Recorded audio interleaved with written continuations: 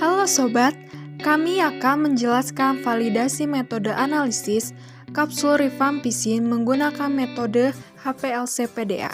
Simak yuk videonya. Tuberkulosis atau TB adalah penyakit menular yang menjadi penyebab utama kesehatan yang buruk yang disebabkan oleh Bacillus Mycobacterium tuberculosis yang menyebar ketika orang yang terjangkit mengeluarkan bakteri ke udara, misalnya batuk. Salah satu obat yang direkomendasikan dalam bentuk kombinasi tetap yaitu rifampicin. Obat ini merupakan derivat semisintetik rifampicin B, yaitu salah satu anggota kelompok antibiotik makrosiklik. Obat ini merupakan ion zwitter, larut dalam pelarut organik, dan air yang pH-nya asam.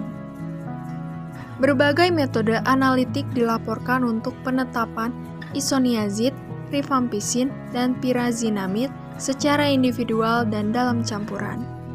Metode yang umum digunakan untuk penetapan dalam campuran yaitu berdasarkan spektrofotometri atau HPLC.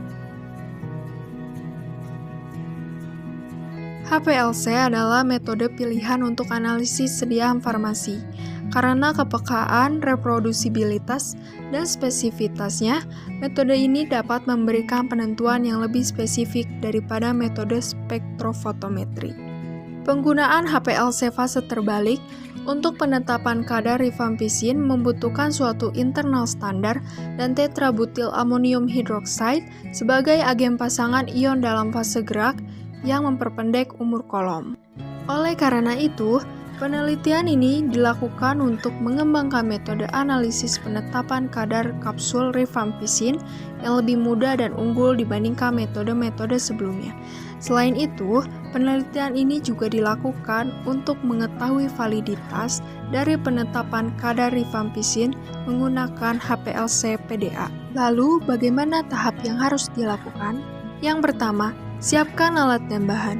Alat yang dibutuhkan HPLC, kolom Knauer, Empower software, dan bahan yang dibutuhkan standar rifampicin, kapsul rifampicin 450 mg, metanol, acetonitril, dan Aquades.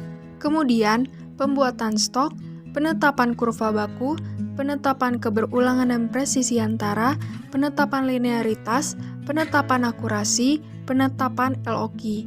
LOQ yaitu konsentrasi analit terendah dalam suatu sampel.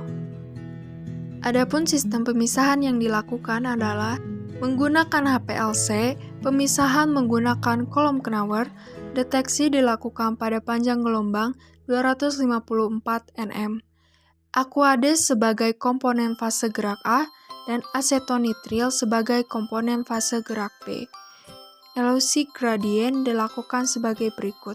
95% fase gerak A pada menit ke-0, fase gerak B dinaikkan hingga 50% dalam 5 menit, pada menit 5,01, fase gerak A dinaikkan menjadi 95% hingga menit ke-10 dengan kecepatan 1 ml per menit dan volume injeksi 10. Berikut adalah hasil dari metode RPHPLC. Dengan melakukan tahapan, maka hasil kesimpulan metode analisis kapsul rifampicin dengan RPHPLC memenuhi parameter akurasi, presisi, dan linearitas.